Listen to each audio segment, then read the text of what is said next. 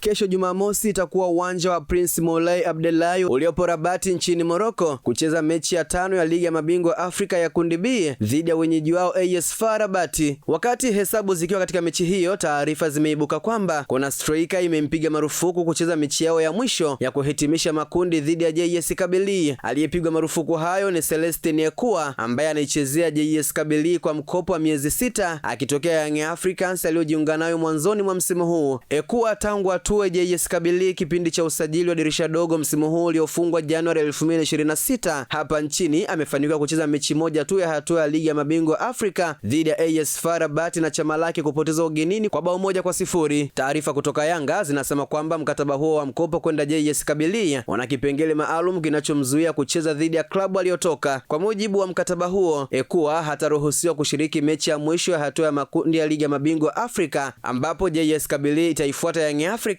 jambo ambalo limeipa nafuu klabu hiyo ya Jangwani katika harakati zake za kutinga robo fainali. Hatua hiyo imekuja tofauti kabisa na mikataba ya mikopo ya wachezaji wengine wa Yanga akiwemo Dennis Nkane wa TRA United na Ofen Chikola wa Singida Black Stars ambao walipewa ruhusa kucheza dhidi ya timu zao za sasa pale Yanga itakapokutana na klabu walizokuwa wamepelekwa kwa mkopo. Vyanzo vya kuaminika ndani ya Yanga vinaeleza kuwa uongozi wa klabu hiyo uliweka msimamo mkali kwenye mazungumzo ya mkopo wa Ekua ili asije akapata nafasi ya kuumiza. Nikinukuu chanzo hicho kimesema sakata la Ekua limeonyesha mabadiliko ya kifikra kwa uongozi wa Yanga katika masuala ya mikataba ya mikopo, huku klabu hiyo ikionekana sasa kuwa makini zaidi katika kulinda maslahi yake ndani na nje ya uwanja. Mwisho kunukuu. Kanuni za CAF zinaeleza wazi kuwa mchezaji wa mkopo anaruhusiwa kucheza dhidi ya timu aliyotoka iwapo hakuna kipengele maalum kinachomzuia na klabu yake, jambo lililoifanya Yanga kuweka zuio kisheria. Kwa JS Kabylie kutomchezesha Ekua kwenye mechi hiyo itakuwa pigo kubwa, ikizingatiwa kuwa kiungo huyo amesajiliwa ili kuipa nguvu timu hiyo katika michuano ya kimataifa ambayo timu hiyo inashiriki. Kwa upande wa Yanga, hatua hiyo inaonekana kuwa na faida ya kimkakati, hasa katika ile mechi ya mwisho ya makundi ambayo mara nyingi huamua hatima ya klabu kutinga robo fainali au kuaga mashindano. Ekua alitua Yanga msimu huu akitokea ASEC Mimosa, amekaa kwa takriban miezi 6 na kutolewa kwa mkopo. Katika kundi B la Ligi ya Mabingwa Afrika, Yanga inashika nafasi ya pili ikiwa na pointi 5 sawa na AS FAR Rabat, huku Al Ahly ikiongoza na pointi 8 wakati JS Kabylie ikiburuza mkia ikikusanya pointi 2. Zote zimecheza mechi 4, bado 2 kukamilisha makundi. Imeandikwa na Victoria Melkiadi na kusoma kwako nami Hamza Saifu.